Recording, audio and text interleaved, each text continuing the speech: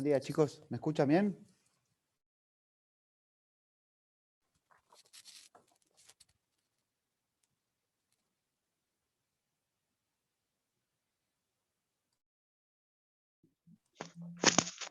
Hola, doctor, sí, se lo escucha. Bueno, buenísimo. Perfecto.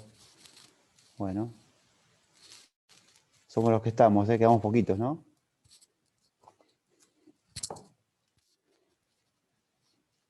Bueno. 1, 2. ¿Qué somos? ¿Cuántos somos? 10. 9. Conmigo 10. Bueno. Está bien. Bastante bien. El filtro del primer parcial. Estuvo difícil, ¿no? El parcial.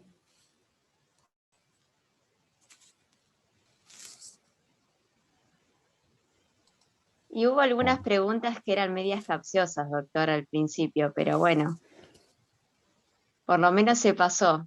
Pero vos te fue bien. Tu examen lo vi yo y estaba bien tu examen. Sí, sí, sí, supe que usted me había corregido. Me acuerdo de algunos. Algunos corregí, me acuerdo. Del tuyo. Sí, el de Murat también creo que lo corregí yo o vi que había probado también. Los que yo me acordaba por lo menos de la cursada. Yo me acuerdo de los que vienen a la mañana. Y si no lo corregí yo, los revisé a ver cómo les había ido, por lo menos. Pero bueno. Pensé que iban a quedar menos todavía porque era bastante complicado. Yo no lo hice el examen, ¿eh? Así que no me hago cargo. Bueno. Miro para allá porque se me rompió la computadora, entonces tengo la cámara acá y tengo al lado un monitor. Así que estoy de costado por eso. ¿Eh? Pero bueno. Hoy vamos a hablar del tema de alimentos. En realidad, la segunda parte de la materia está buena. Yo creo que es más fácil que la primera. Me parece que es más, abarca más temas. Ya no todo solo juicio ejecutivo. Ahora vamos a ver un montón de temas que son muy interesantes para una que estén recibidos para el ejercicio de la profesión, porque vamos a ver de todo acá. Vamos a ver hoy alimentos, hoy el lunes y el martes alimentos, después vamos a ver expresiones, bueno, propiedad horizontal, que es un tema que a mí me gusta mucho, así que está bueno. Y la realidad es que todo está en el Código Civil, así que tengan el código a mano hoy, les voy a pedir que tengan el código a mano para ir ver algunos artículos, ¿sí? La realidad es que el código nos da la respuesta a casi todo, bueno, por lo menos con el código vamos a poder después encarar el examen. Por supuesto, la idea es que lo que veamos hoy, que es mucha teoría, hacer un repaso de lo más importante, siempre siguiendo el trabajo de la autora de María Paz, que está muy bueno, de alimentos. Y nada, poder advertir en el examen, justamente, ante las preguntas que se nos hagan, con el código en la mano, poder advertir qué es lo que nos queremos, cómo tenemos que encarar el tema, ¿no? Cómo encarar digamos, qué tenemos que poner la respuesta, qué tipo de proceso, qué tenemos que responder. Bueno, aplicar toda esta teoría a la práctica. Pero bueno, es una segunda parte más teórica que práctica. Y entiendo que va a ser más fácil porque, ya les digo, el Código Civil, son todos temas del Código Civil, prácticamente, y un poquito del Código Procesal. Así que no, nos tiene que ir bien. ¿Se ve el PowerPoint que tengo ahora? ¿Ustedes lo ven? No, no se ve. Sí, se ve. No se ve. ¿Sí, sí o no? Dice alimentos, todo blanco, dice alimentos. Ah, sí, entonces sí se ve. ¿Lo ven? Sí, sí. A ver. ¿Lo ves ahora? Ah, bueno, buenísimo. Bueno, bien. Arrancamos, ¿eh? Ustedes saben que bueno, los procesos de familia ahora tienen su fuero propio, hace ya, creo que son 10 años, que se crearon en su momento, o 15 capaz, no me acuerdo bien, los tribunales de familia, que ahora son juzgados de familia, ¿no? Así que bueno, todo lo que era civil y comercial, los juzgados civiles y comerciales ahora quedaron sin todo lo que es familia. Justamente la idea es darle un poquito más de celeridad por la importancia, ¿no? De estos procesos en cuanto a lo que involucran, que es la familia, bueno, ya sea el tema de alimentos, filiaciones, divorcios, etc. La idea, bueno, es darle más celeridad, la cual no se le dio más celeridad, pero bueno, se intentó por lo menos, y ahora tenemos los juzgados de familia que transmiten este tipo de procesos que están fuera, digamos, del ámbito civil y comercial. Los jueces civiles han quedado liberados de estos procesos que son bastante complejos y lo atienden jueces especializados en el tema, tanto en, ya digo, alimentos, divorcios, cuestiones de familia, derechos del niño. Bueno, hoy vamos a arrancar con alimentos, con la parte general de alimentos. Después ya veremos el lunes la parte de juicio de alimentos y el martes la parte de incidente de aumento de cuota, etc. Vamos a dar un pantallazo general de los alimentos. ¿Sí? A ver si puedo. Ahí está. Esto lo voy a correr para acá. Ahí está. Bueno, como ustedes saben, la obligación alimentaria nace del parentesco. Yo acá les subí el artículo del Código Civil, por eso digo que está todo en el Código Civil. Va a ser bastante sencillo para ustedes estudiarlo entre los apuntes subidos en la plataforma y el código, ¿no? El artículo 529 habla del concepto y terminología parentesco, ese vínculo jurídico existente entre las personas en razón de la naturaleza, las técnicas de reproducción humana asistida, la adopción y la afinidad. ¿Sí? Bueno, esa parte no es importante. Es decir, que la obligación alimentaria deriva ya sea de la afiliación o del matrimonio, ¿no? O sea, por nacimiento o por un contrato entre dos personas, un vínculo, ¿no?, de matrimonio, sociedad conyugal. Ahora vamos a cómo se definen los alimentos. La definición de alimentos, bueno, también. Un conjunto de medios materiales indispensables para la satisfacción de la subsistencia, habitación, vestuario, necesidades culturales y eventualmente asistencia de enfermedades del alimentista. ¿Sí? Ustedes ven ahí que debe cubrir todas las necesidades de la persona. ¿Sí? Lo importante que es un derecho, ¿viste?, que tiene reclamo constitucional, la protección del niño.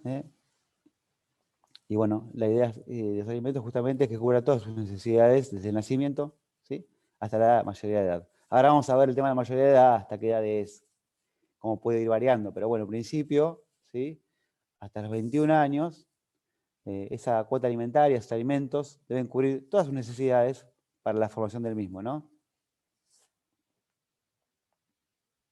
Yo creo que vamos a ir rapidito, vamos a hacerlo rápido, de última después si quieren nos quedamos charlando un poquito, hacen las preguntas que quieran hacerme. Bueno, ¿cómo se caracteriza? A ver, esto lo vemos, nunca hay que se pregunte en el examen, la teoría, justamente la idea de esta materia no es que sea teórica, simplemente la idea de la teoría es que después, el día que tengamos el caso en el estudio, sepamos bien cómo encararlo, contra quién y qué podemos pedir. La idea de esto es que ustedes esto lo puedan trasladar a un caso práctico y saber después el día de mañana, ante un caso como este, cómo tengo que encararlo, a quién le puedo reclamar alimentos, qué puedo reclamar, qué no, hasta qué edad, todo eso. Por eso hablamos un poquito de los caracteres, para saber bien a qué nos enfrentamos. Bueno,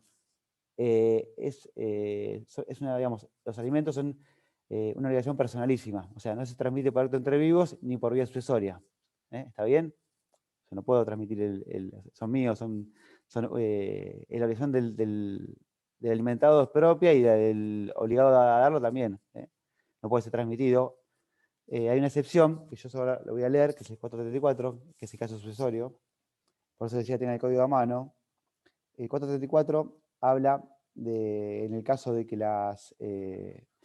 se los leo, pero bueno, básicamente dice que las prestaciones alimentarias pueden ser fijadas aún después del divorcio, ¿no? Este es un caso excepcional, por supuesto, ¿no?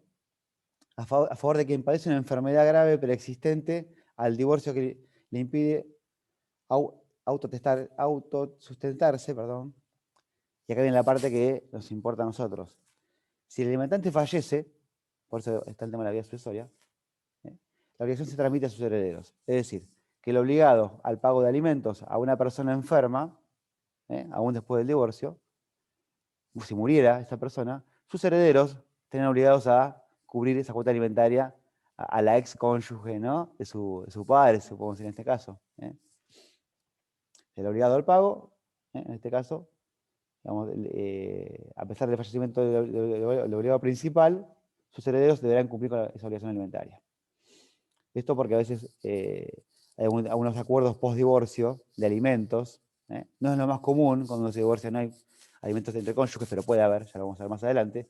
Bueno, en caso de que fuera así, de que hubiera un acuerdo entre las personas que se divorcian, bueno, sus herederos deberían después cubrir esa cuota alimentaria aún después de la muerte del obligado al pago. ¿Sí? Bueno, segundo punto es irrenunciable. No puede ser renunciado a futuro. O sea, yo no puedo renunciar a mis alimentos futuros. ¿Sí?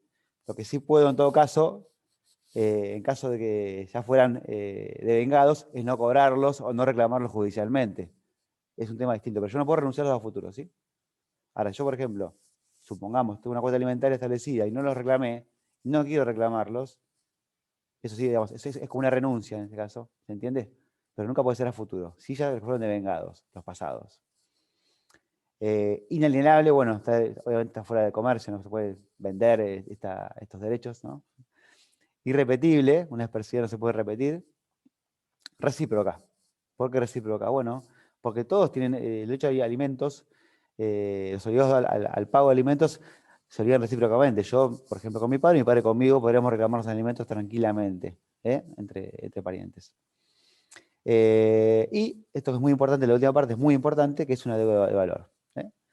No se fija una suma de dinero de alimentos. En realidad lo que se fija es un valor que se mide en dinero, ¿sí? Por eso normalmente, ahora voy a avanzar más adelante y voy a explicar un poquito qué es todo esto. Bueno, ahí puse el artículo del código, no lo vamos a leer. Ustedes ya deben saber de obligaciones, lo que es una obligación de valor. Pero bueno, la idea es justamente que la cuota alimentaria no sufra variaciones, no en cuanto a lo monetario, sino en cuanto a lo que puede adquirir con ese dinero, ¿sí? Porque siempre tienen que estar cubiertas todas las necesidades del alimentado. En un país como Argentina, que tiene una continua inflación, por ejemplo, yo fijara hoy una cuota de tantos pesos sería hasta casi ridículo, porque dentro de un mes tendría un monto que no me cubre, no sé, el colegio del chico, por ejemplo, la obra social. Entonces, por eso dice que es una deuda de valor. La idea es fijar, puede ser un porcentaje del sueldo, ahora vamos a ver un poquito cómo es eso. Hasta acá vamos bien, voy muy rápido, me avisan, ¿eh? Voy rápido porque en realidad el tema, entiendo que ustedes lo han visto, esto en familia, seguramente, y bueno, la idea es refrescarlo para que lo tengamos bien presente en el momento del examen y de la vida, dónde buscar cuando tenemos que nos pasa algo así. Yo la verdad que no he tenido un caso en mi vida de alimentos nada más, creo una derivación del consultorio gratuito, así que no soy un especialista en el tema, pero bueno. Hay gente que se dedica y hay mucho trabajo de esto hoy en día, más que nada hay muchísimo trabajo de esto. Bueno, las fuentes de obligación alimentaria, bueno, puede ser legal o convencional. Legal, bueno, pues todos los vínculos de parentesco, ¿no? Padres con los hijos, matrimonio, los afines, en línea recta en primer grado, eso vamos a hablar de los afines después. El progenitor afín y los parientes. Esto es lo que el código establece como las personas que tienen obligaciones de darse alimentos, ¿sí? De forma recíproca. Y convencional puede ser por un acuerdo de partes. Ya vamos a ver, por ejemplo, el caso del divorcio, esos acuerdos de alimentos post-divorcio. ¿Sí? En este caso sería una obligación de tipo convencional, ¿sí? Contractual.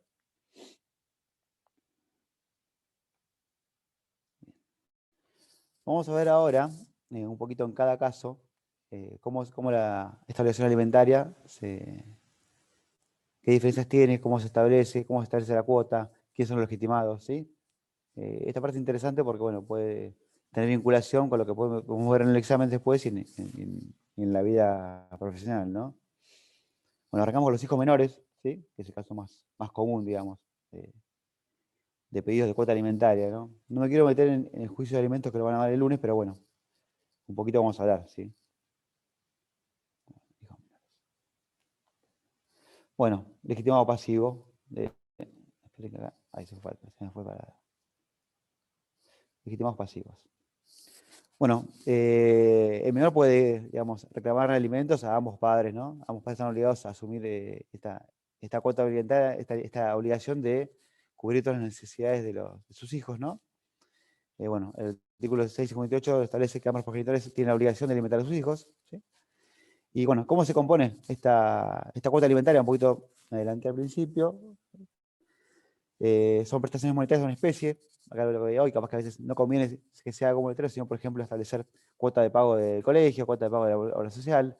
Es más fácil de evitar después que se desvalorice la cuota, ¿no? Y proporcionar las posibilidades económicas del alimentante y necesidades del alimentado. Esto es importante acá, porque al alimentado, la idea, en el caso de hijos menores, es mantenerle, digamos, por ejemplo, en el caso de separación de los padres, hay que mantenerle el estado de vida, ¿no? La situación económica a cual está acostumbrada. Bueno, capaz que los padres, al momento de separarse, tienen diferentes ingresos y diferentes situaciones económicas. Entonces, bueno, la idea es que el alimentante le mantenga al niño su estado económico, no me sale la palabra, su estado anterior a la separación, digamos, ¿sí?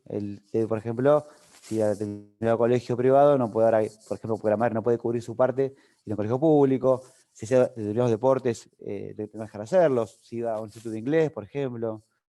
Todas sus actividades normales del niño no pueden verse afectadas por la separación. Por eso el alimentante, que esté en mejor posición económica, deberá mantener ese estado económico, ¿sí? Al alimentado. ¿Qué debe cumplir? Bueno, la manutención, la educación, la vestimenta. Estos son ejemplos, puedo dar más cosas, por supuesto, ¿no? La asistencia, los gastos por enfermedad y los gastos necesarios para adquirir profesión u oficio. Esto último se relaciona mucho con sobre todo los hijos mayores de edad, ¿sí? No ya tanto con los menores, el punto G.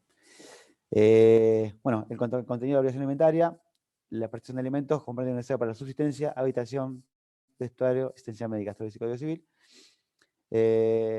Como dice acá, corresponde a la condición, bueno, en la medida de sus necesidades y de las posibilidades económicas del alimentante, por supuesto, en la medida que el alimentante pueda más, deberá dar más, por supuesto, ¿sí? La idea justamente es que el niño no vea afectado su vida cotidiana por esta separación que tienen los padres, ¿no? Estamos hablando de casos de hijos menores. Bueno. Vamos a hablar un poquito más de la cuota, ¿sí? La cuota, ¿cómo puede variar esa cuota? Bueno, ¿se acuerdan que hablamos de una variación de valor? ¿Qué puede hacer? Son las grandes discusiones en las cuestiones de alimentos, ¿no? La cuota. La cuota cuánto es, si es poco, si es mucho. Si aumenta, si no aumenta, cómo puede bajarse, cómo puede subirse. Normalmente en el examen se suele preguntar estas cosas, cómo puedo yo acreditar para pedir una reducción de cuota. Se han planteado preguntas en examen sobre todo el tema de la pandemia, ahora que es muy común que los empleados, por ejemplo, han tenido reducción salarial, pago de la mitad del sueldo, bueno, todas estas cosas, o gente que tiene comercios que tienen que cerrar sus comercios por la pandemia, como está pasando ahora, que tiene menos ingresos, bueno, ¿cómo juegan estas cuestiones a los fines de pedir una reducción de la cuota alimentaria? ¿Sí? Bueno, ¿cómo se calcula la cuota? Bueno, se calcula de acuerdo a las circunstancias fácticas vigentes, o sea, a lo que pasa en el momento. Supongamos, como decía ahora, hay pandemia, yo no puedo hoy tener en cuenta, la cuota no puede ser lo mismo, no puede estarse de la misma manera que en un caso de vida normal. En Argentina, sobre todo, somos un país muy afectado por la economía del país. Bueno, siempre hay que estar de acuerdo a lo que pasa en el momento en el país para poder determinar cuál es la cuota y cuánto vale la cuota, ¿no? Como les decía, yo me adelanté. En caso de cambio de dichas circunstancias, se reduce o se aumenta por vía judicial. Esto lo vamos a ver el día martes con Gonzalo, que es el tema de la posibilidad de plantear el incidente de reducción o aumento de cuota, ¿sí? En base a, bueno, yo debería probar por qué, ¿no? Pido un aumento o una reducción. Siempre va a ser cuestión de prueba, aunque ahora vamos a ver que hay casos en los cuales no hace falta probarlo mucho. Simplemente con mencionarlo, digamos, sería suficiente para poder yo pedir un aumento o reducción de la cuota, ¿sí? En caso de que no se modifiquen las condiciones de hecho, es inalterable, por supuesto. Y bueno, hasta los 21 años debo, digamos, cubrir esa cuota alimentaria, excepto que cuente esa persona, por ejemplo, un chico de más de 18 que trabaje, tenga sus recursos, podría llegar a eso, a generar una disminución de la cuota alimentaria, ¿sí? Esto, por supuesto, debe probarlo, ¿sí? Me paran, se va muy rápido, chicos, ¿eh? Vamos para atrás y charlamos, ¿sí? No quiero hablar solo como un loco. Bueno, lo que les decía recién, factores que justifican el aumento sin ser probado el juicio. O reducción puede ser también, ¿no? Pero normalmente en este país es aumento, reducción es muy raro que haya de la cuota. Como les decía, hechos públicos y notorios para cualquier persona. Por ejemplo, la pandemia es un hecho público y notorio. La inflación es un hecho público y notorio para nosotros. No podemos desconocer esto. Con plantearle al juez, justamente, por ejemplo, imagino yo, una reducción de la cuota en este momento. Yo tengo un restaurante y tengo cerrado. Yo podré plantear una reducción de la cuota, es porque no estoy trabajando, ¿sí? El juez no debería pedir mucha más prueba. ¿Me la puede dar o no me puede, o puede no dármelo? Pero en principio es un hecho público notorio, yo no debería aprobarlo. Con solo mencionarlo, puedo pedir que se reduzca la cuota. A la inversa, puedo pedir el aumento. Supongo que yo fijé, a pesar de que no es conveniente, fijé una cuota en pesos, un monto fijo. Bueno, yo puedo plantear al juez la inflación que hay en el país, hoy arriba del 50%, y por eso pedir el aumento. El juez no va a tener que requerir mucha prueba para poder en este país determinar que esta cuota debe ser ajustada, ¿no? Otro punto importante es el tema de la edad del alimentado. Bueno, un niño desde que nace hasta los 21 años pasa por diferentes etapas, obviamente, y de necesidades distintas. Un niño de 2 años tiene que comprar pañales, ir al jardín, come mucho menos a un chico de 17 años que juega al rugby, va a un colegio privado y vive con la madre, bueno, va a tener unos gastos distintos de alimentación, de transporte, de colegio, de deporte, muy distintos a un chico de 3, 4 años. Por eso, de acuerdo a la edad del alimentado, puede pedirse un aumento de la cuota, fundándolo en eso, ¿no? Tampoco hace falta mucho explicar a un juez que un chico de 2 años o de 3 gastaría menos que uno de 17, o no, Una pregunta. pero sí, normalmente sí. Sí, En el caso de hijos discapacitados que no puedan valerse por sí mismos, no hay límite de edad, ¿no? ¿O es cómo es? distinto, claro, sí, es distinto, por supuesto. Sí, sí, mientras vivan con uno de los padres que lo mantenga, es distinto, deberá, por supuesto, cubrir los alimentos. Esto hablamos Claro. en casos genéricos, por supuesto. Esto es el genérico. Por supuesto, un chico discapacitado que tenga una asistencia de por vida, los padres deberán, por supuesto, están ambos obligados a prestar alimentos. Si vive con los Claro. dos y si vive con uno, quien no es el conviviente deberá colaborar con eso, por supuesto. ¿Sí? Perfecto, Estas son gracias. condiciones, un chico que no tiene una discapacidad, por supuesto.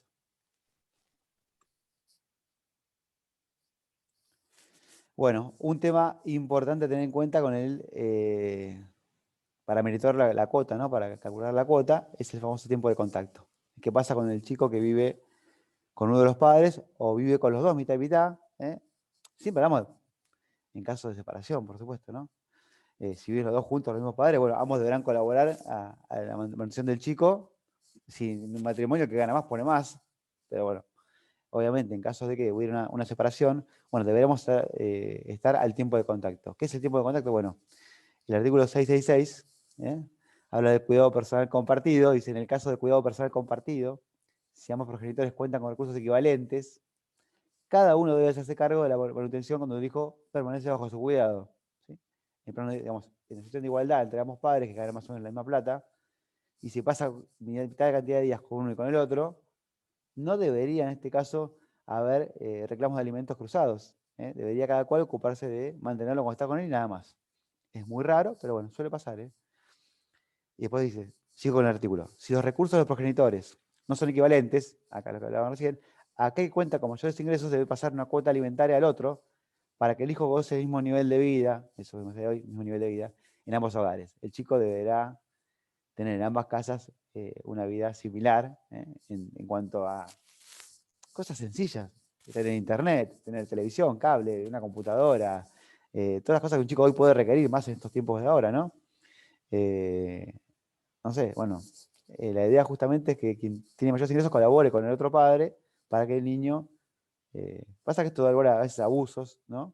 Pero por supuesto, la idea es que pensemos en los chicos y que los chicos tengan la vida que esta separación le afecte lo menos posible, más allá de lo psicológico, en su vida cotidiana. ¿Mm? Los gastos comunes deben ser soportados por ambos progenitores de conformidad con lo dispuesto en el artículo 658. Esto es agregado mío, que use de acuerdo a su condición y fortuna. ¿Sí? Un agregado mío. Bueno, por eso ya. El tiempo de cuidado que se dedica al hijo, esto es fuera del artículo.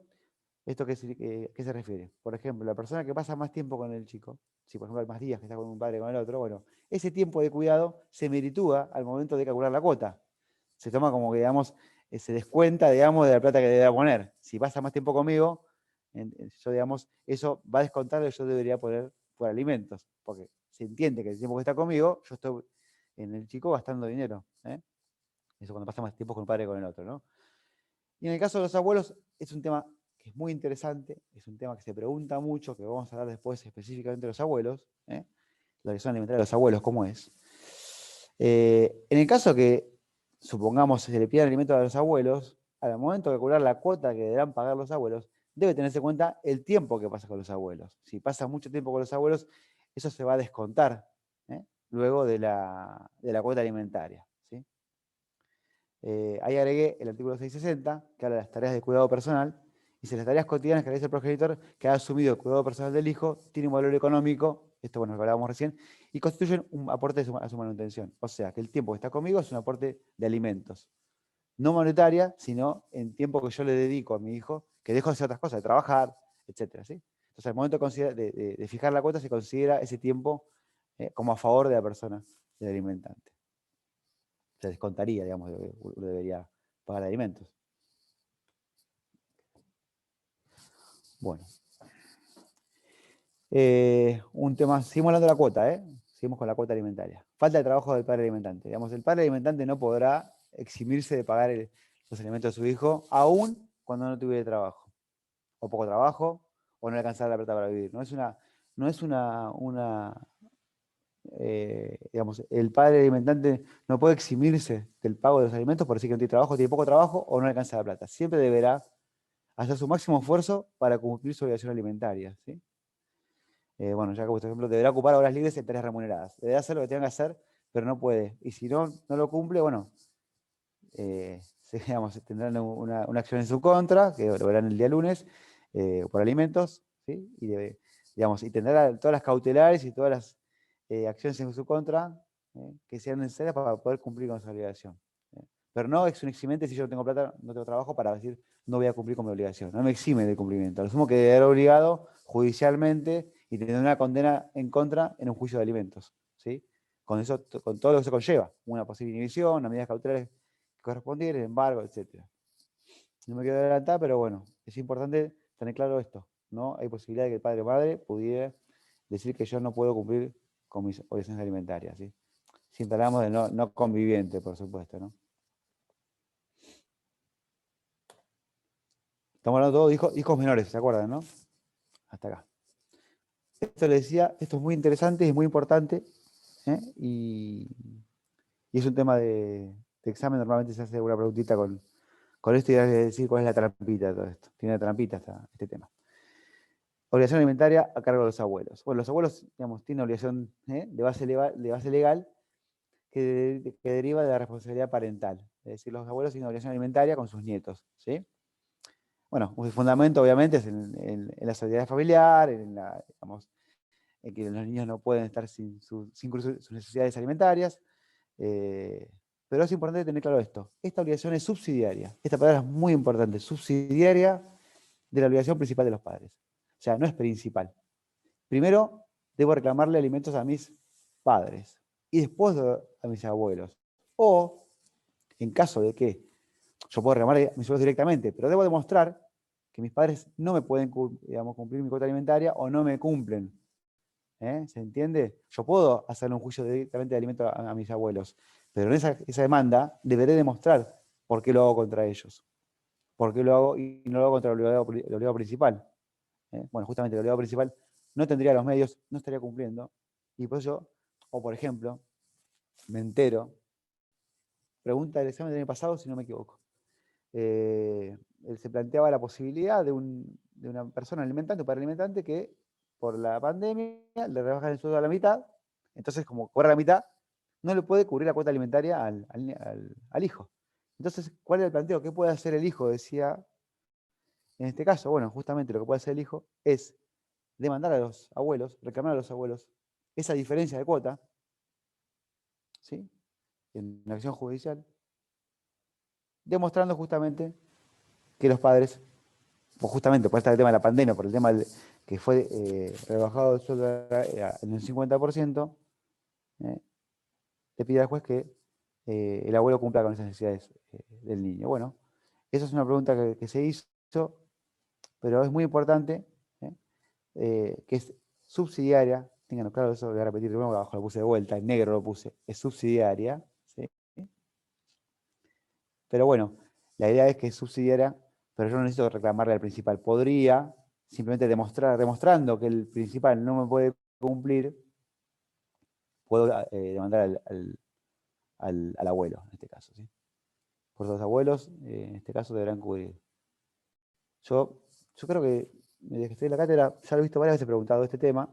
Normalmente siempre se plantean temas de incidentes de reducción de de cuota, aumento de cuota, o en estos casos como este, ¿qué pasaría? Bueno, tener claro esto, ¿sí? Que siempre tenemos la salida, cuando vemos que los padres no cumplen, la salida que puede ser recurrir a los abuelos, ¿no? Bueno, vamos a hablar un poquito de legitimación activa en este caso, contra los abuelos, ¿no? El legitimado activo en este caso es el hijo, obviamente el titular del derecho es el hijo. Ahora, si es menor de edad, por supuesto, deberá ser representado por el otro progenitor del hijo menor de edad, ¿sí? El hijo, en caso de que tuviera una... Ahora el código ya no hace diferencias en el tema de las edades. Si el hijo presenta alguna madurez determinada, puede reclamar él personalmente. Ahora está la figura del abogado del niño, que es una figura nueva, que son abogados que representan a niños, a menores de edad, ¿no? Hay un listado que maneja el Colegio de Abogados, de abogados que son sorteados para causas en que intervengan niños, ¿sí? Entonces, bueno, en este caso, un niño sin ser menor de edad podría reclamar con un abogado de este tipo a sus abuelos, ¿no? los alimentos. Otro legitimado son cualquier pariente que tuviera conocimiento de la situación, podría, en forma subsidiaria, reclamar por este niño que no tiene cubiertos sus alimentos básicos, ¿sí? Y hasta el caso puede reclamar también el Ministerio Público, ¿sí? El Ministerio Público, en caso de que los padres no cumplieran con la obligación alimentaria, puede ser el menor representado por el Ministerio Público, ¿sí? Estos son los legitimados para hacer este reclamo de alimentos. Por eso me voy a meter un poquito en el tema del lunes, pero bueno, hace a la cuota alimentaria, ¿no? Bueno, acá el hijo mayor de edad hasta los 25 años.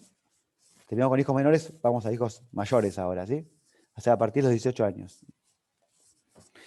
La mayoría de edad, ustedes saben, es a los 18 años, ¿sí? Pero la obligación alimentaria es hasta los 21, ¿sí? Salvo, como dije anteriormente, que esta persona tenga su trabajo y se autosustente, bueno, en ese caso cesaría esta obligación alimentaria de los padres, ¿sí? ¿Qué pasa?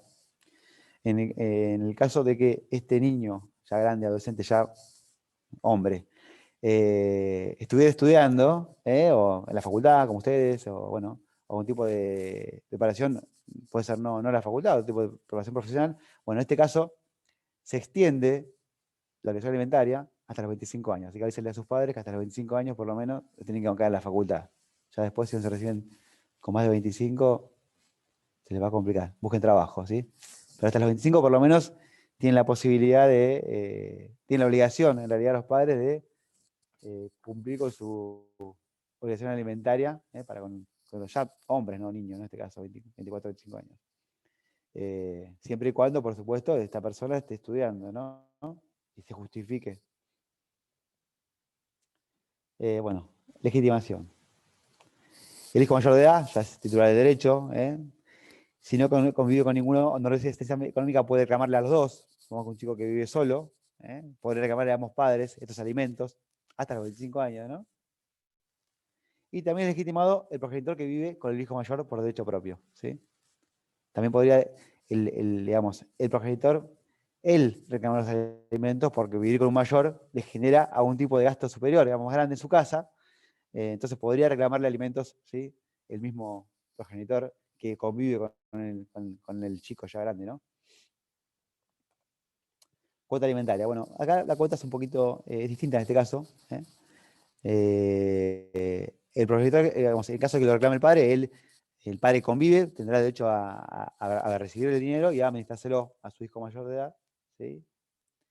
Pero bueno, en este caso, como es una persona grande ya, se puede discriminar una suma a ser percibida por el padre que convive y una suma digamos, ya destinada a dárselo al hijo mayor de edad, para que él la use a su criterio. Eso, bueno, va a ser un acuerdo de partes o, por medio de sentencia judicial, se determinará qué parte de la cuota es para el padre y qué parte de la cuota es para el hijo. Obviamente, como les decía, una persona que convive con un chico de 25, 24, 25 años va a tener unos gastos superiores que deberá cubrir más allá de los alimentos como padre convive. Imagínense una madre que lleva un chico de 24 años, los gastos que puede tener un chico de 24 años, ¿no? Que lo trabaje hoy en día. Entonces, obviamente, una parte de esos alimentos van a ir destinados al padre y otra parte al hijo, ¿no? Obviamente, bueno, el hijo mayor de edad tiene plenas capacidades desde el punto de vista jurídico, pero dependencia económica. O sea, si trabajara de su dinero, bueno, en este caso, como no trabaja y vive del dinero de los padres, tiene una dependencia económica más allá de su independencia desde el punto de vista legal. Es una persona que es mayor de edad y con plena capacidad, ¿sí?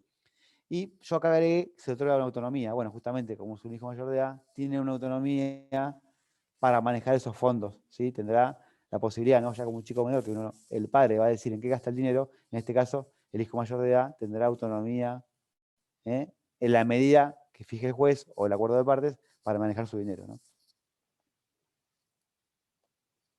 Bueno, esto es un tema muy interesante, que es alimentos para el hijo por nacer. Disculpen un segundo, chicos, que tengo a mi hijo con el Zoom en la cocina y tengo que prendérselo para que arranque con el colegio, porque estamos confinados. Ya vengo, un segundo, por favor.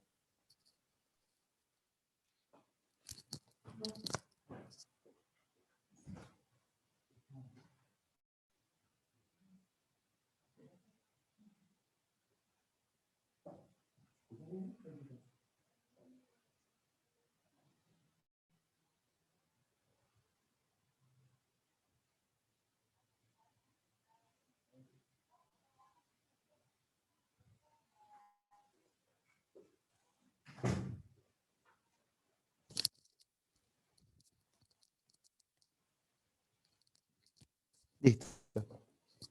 Un genio, ya estaba conectado solito. Un genio, ¿verdad? No le tenía fe. Bueno, alimentos para el hijo por nacer. Vamos bien, vamos rápido, así que, chicos, si quieren parar, hablamos de algo, avísenme, por favor, porque yo voy rápido. La realidad es que el tema es sencillo, la verdad, está todo en el Código Civil. Estas clases son medio aburridas porque es repetir un poco lo que está subido en el campus.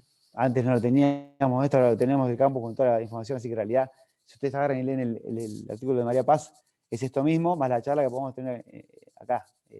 Si lo leyeron, bueno, buenísimo. Si no lo leyeron, bueno, cuando lo lean se van a dar cuenta que más o menos es lo mismo. La idea hoy es agregarle cosas más prácticas y un poquito darle algunos tips para que el día del examen no se les escape nada, ¿sí?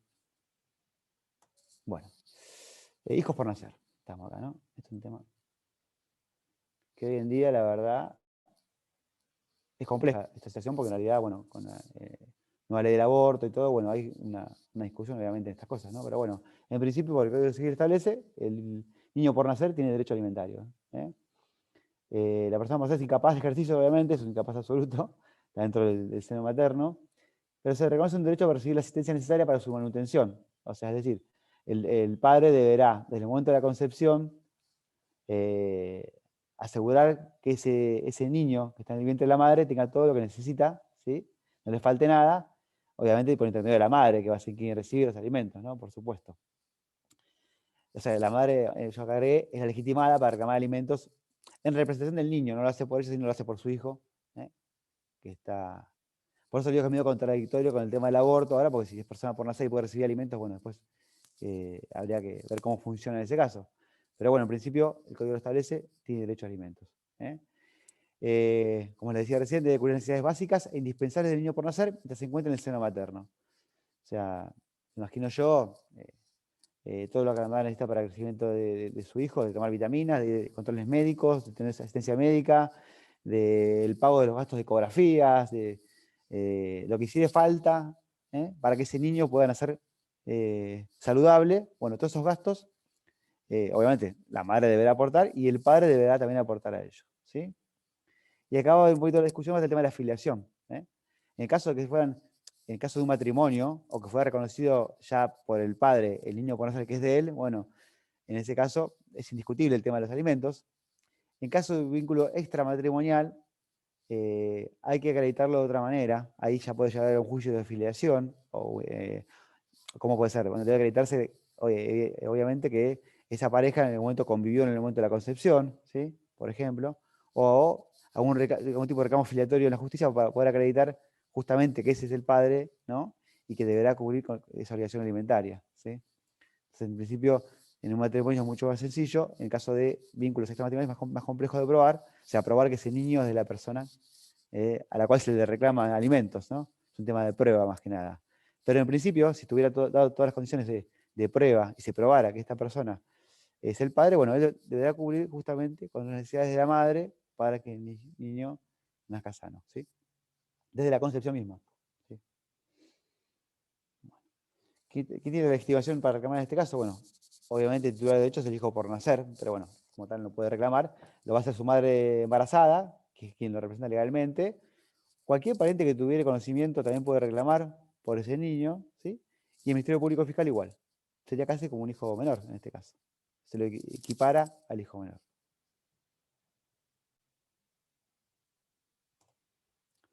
Bueno, alimento del hijo afín. Esto es muy interesante, la verdad. ¿Qué es el hijo afín? Bueno, el hijo afín es el caso, por ejemplo, de una persona que se casara o tuviera un vínculo con otra persona, ¿no?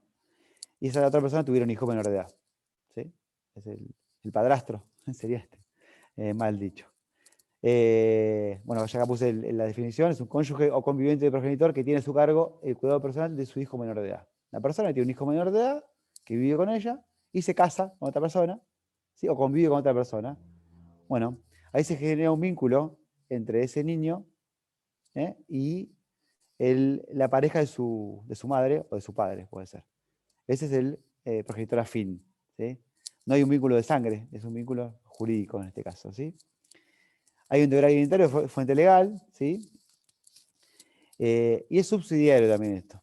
¿Por qué es subsidiario? Bueno, primero, por supuesto, deberá cubrir sus necesidades su padre biológico o cualquier persona obligada, o sus parientes biológicos deben cubrir en primer lugar esas necesidades. Ahora, sí, durante la convivencia, que es muy común, esto es lo más normal del mundo, durante la convivencia, el padre afín lo mantiene a este niño que no es hijo de él, no tiene vínculo de sangre, y lo mantiene, y le paga los gastos, y le paga el colegio, y digamos, durante toda la vida le ha pagado, ha generado una obligación. Y en caso de que se separara, deberá seguir haciéndolo, ¿sí? El padre afín, en este caso, deberá seguir cubriendo una cuota alimentaria de un niño que no es hijo de él, ¿sí? ¿Por qué? Porque lo hizo durante toda la vida de convivencia con su madre, ¿sí?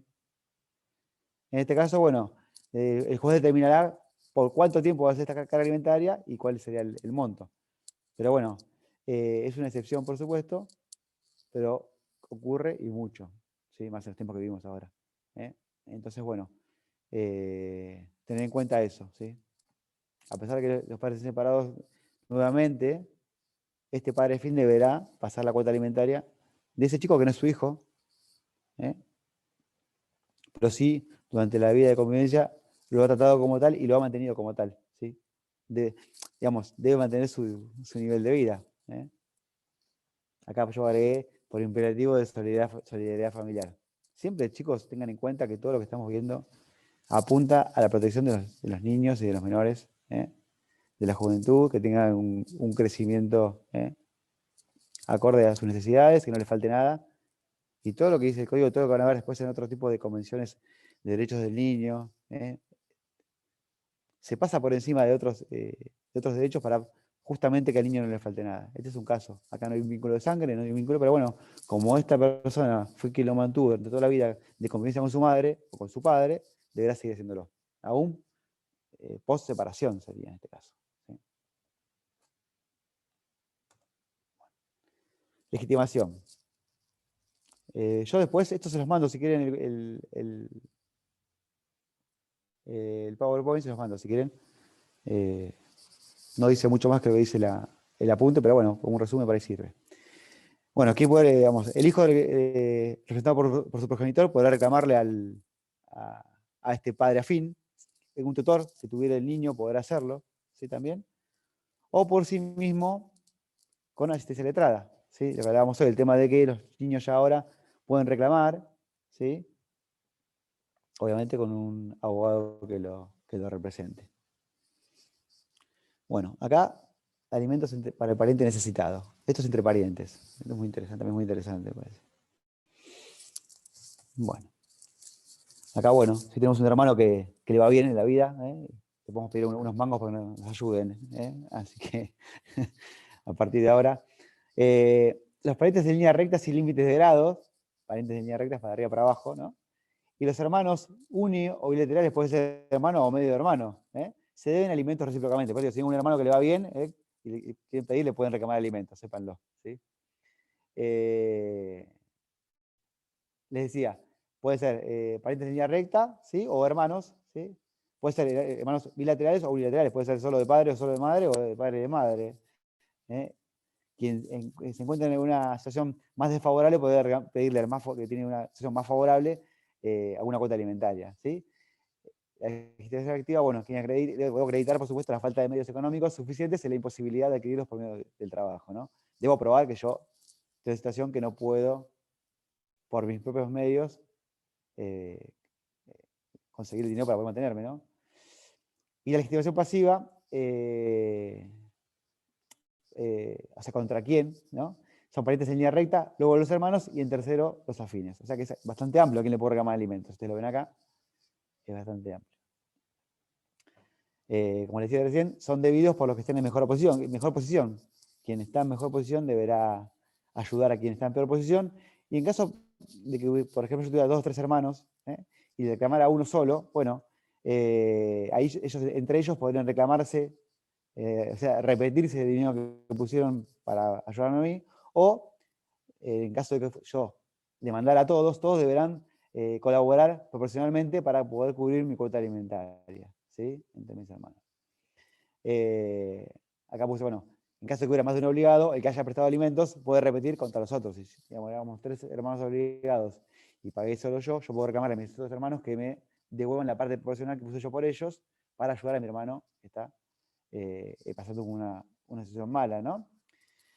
El alcance de la prestación, bueno, es más acotada que la que tienen los padres. No va a ser lo mismo, digamos, no deberemos cubrir todas las necesidades que tienen los padres, por supuesto, será más acotada, eso lo va a meritar el juez, que sí, que no, pero en principio serán para cubrir necesidades básicas, ¿sí? No va a ser como la de los padres, que al principio tiene que cubrir un montón de necesidades, ¿no? Todas, en realidad, las que un niño tenga.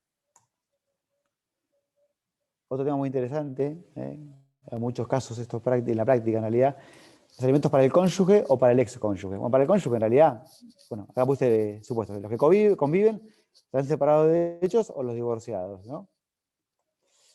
Obviamente durante el matrimonio, lo hablé un poquito al principio esto, digamos, ambos cónyuges deberán asistirse mutuamente, viven juntos, en caso de necesidad, y obviamente quien aporte más, quien tenga más posibilidades, deberá aportar más, obviamente, al otro, ¿sí? Yo acá aclaré, si tiene en cuenta la situación personal y patrimonial de cada uno. Quien tenga un mejor trabajo deberá aportar más dinero que, obviamente, quien tenga un trabajo menor o quien esté más tiempo en la casa, ¿sí? En caso de divorcio, esto es muy interesante, puede haber un convenio, ¿sí? En realidad uno cuando se divorcia, ya no tiene más vínculo jurídico con su ex cónyuge, ¿no? Pero bueno, en este caso las partes podrían acordar, ¿sí? Algún tipo de acuerdo de alimentos. Son excepcionales, puse yo acá, ¿no? Y esto lo hablamos al principio. A favor del ex cónyuge que acredite enfermedad grave preexistente al divorcio. Si una persona está enferma antes de divorciarse, ¿sí? Y lo acredita en juicio, por supuesto, el juez le otorgará una cuota alimentaria, ¿sí? Por todo el tiempo que dure la enfermedad, ¿se entiende? ¿Sí? Y esto en el caso, ¿se acuerdan? Que si falleciera el obligado al pago de sus alimentos, los herederos deberán cubrir con esa cuota alimentaria al excónyuge enfermo, ¿no? Y también puede ser a favor del cónyuge que no tiene recursos propios suficientes. Una mujer, por ejemplo, o un hombre que no trabajó nunca en la vida. Pasa que hay familias que funcionan que el marido o la mujer trabajan todo el día afuera y el padre o la madre que están en su casa. En ese caso, podrá establecer el juez una cuota alimentaria. Podrá establecerlo, pues digo, no puede durar más que durar el vínculo matrimonial. Y no procede, importante, en caso de compensación económica. ¿Esto qué es? Normalmente se pide, supongamos, la persona que estuvo en la casa, y por estar en la casa, por ejemplo, criando a los chicos, no pudo desarrollar su actividad económica, no, supongo que tiene una carrera, abogado, ingeniero, ¿no? Digamos, renunció a trabajar de ello, porque que se quedó en su casa cuidando a sus chicos, o hace una actividad en la casa. Entonces, normalmente pasa que al momento del divorcio, la parte que justamente no tiene trabajo, pide una compensación económica por el tiempo que estuvo en su casa. Bueno, si pidió la compensación económica, que es el dinero, no podrá pedir alimentos. Ahora, si no la pidió, podrá pedir alimentos, ¿sí? Por el tiempo que duró el matrimonio. Yo me separé, me divorcié después de 15 años, bueno, tengo 15 años de alimentos que me deberá pasar mi cónyuge, ¿sí? Por haberme quedado en mi casa, y no haber trabajado, no haber desarrollado mi actividad profesional, no tener los medios para subsistir, para vivir, ¿sí? ¿Eso está claro? Sí, ¿no? Es sencillo en realidad. Bueno, y acá vamos a ir al conviviente. Esto ya es el caso de que no, dos personas que conviven pero que no tienen un vínculo jurídico, no se han casado, en este caso, de matrimonio, ¿no? Es la famosa unión convivencial, que es una unión, acá puse el concepto, unión basada en relaciones afectivas de carácter singular, público, notorio, estable y permanente entre dos personas que comparten un proyecto de vida común, cualquiera sea su orientación sexual. No sé qué importancia tiene, pero bueno, lo agregaron acá. Son dos personas mayores de edad, obviamente, libres de impedimentos matrimoniales, o sea, no estén casados, ni con un matrimonio anterior, digamos, que subsista, ni una unión convivencial anterior, y con una convivencia mínima de 2 años. Cuando se dan todos estos supuestos, está la posibilidad del conviviente en pedirle alimentos a quien estuviera en mejor situación económica, obviamente. Si el planteo justamente siempre de la parte que no tiene la posibilidad de subsistir a quien tiene mejor posición económica, ¿no? Legitimación o el conviviente en estado de necesidad, lo que les decía recién. Cuando se hace la convivencia, se hace el deber, por supuesto. El ex conviviente carece de legitimación para reclamar por sí mismo, no así por sus hijos menores de edad, obviamente. Y si la ex pareja era sostén del grupo familiar, aunque no sea progenitor de los mismos, el caso del hijo afín, ¿sí? Si se da la convivencia, puede pactarse una asistencia alimentaria igual. Esto según un convenio entre partes, ¿sí? En principio, bueno, durante la convivencia se deben alimentos. Quien está en mejor posición debe alimentos, o sea, debe aportar a la casa, obviamente, y a los alimentos de la parte que está en una posición menor, ¿sí? Y va a durar durante todo el tiempo que tenga la convivencia. Es muy raro, esto, bueno, son líneas generales, pero es muy raro que se planteen juicios entre convivientes por alimentos, ¿no? En realidad es la obligación lo que estamos hablando acá, pero es muy raro que una persona haga juicio a un conviviente por alimentos. Excepto que tenga algún tipo de acuerdo firmado post convivencia, pero es una locura, prácticamente. Sí, el tema importante, el tema del hijo afín, ¿no? Porque acá, aún en caso, como hablamos al principio, de que no hubiera un matrimonio, la persona conviviente tenga un hijo menor de edad, su padre afín deberá justamente pagar los alimentos, ¿sí? Como habíamos hablado en un principio. Bueno, chicos, esa es la... Está la pantalla.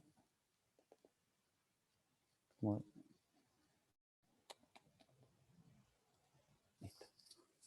Bueno, chicos, ¿alguna pregunta de lo que hablamos hoy? ¿Una duda?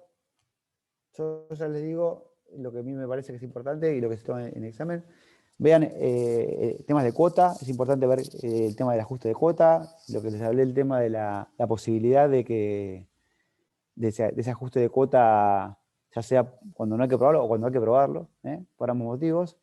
El tema de los abuelos se pregunta mucho, la subsidiariedad de los abuelos para el pago sí, la obligación alimentaria, y no mucho más. Y después, bueno, el resto de otra teoría, ustedes el día del examen tienen el código en la mano, así que todo esto que hablamos hoy está todo en el código, no hay nada, no hay secreto acá. Pero bueno, hay 2 o 3 cositas que son importantes que ustedes lo lean porque en el caso práctico está bueno saber dónde buscar y tenerlo rápido a mano esto. ¿Alguna pregunta, chicos? No, ahorita clavamos, espectacular. Si no, mañana no sé cómo va a ser, creo que va a haber un práctico, todavía no lo tengo claro, pero en principio nos conectaríamos hasta ahora, mañana también, por algún caso práctico que entiendo que lo vamos a subir al campus, ¿sí? Pero yo todavía ni siquiera tengo el Zoom de mañana, no me mandaron ni siquiera las coordenadas de mañana, así que estén atentos mañana a la publicación, ¿sí? Y conéctense a la mañana, así si hay algún práctico lo vemos.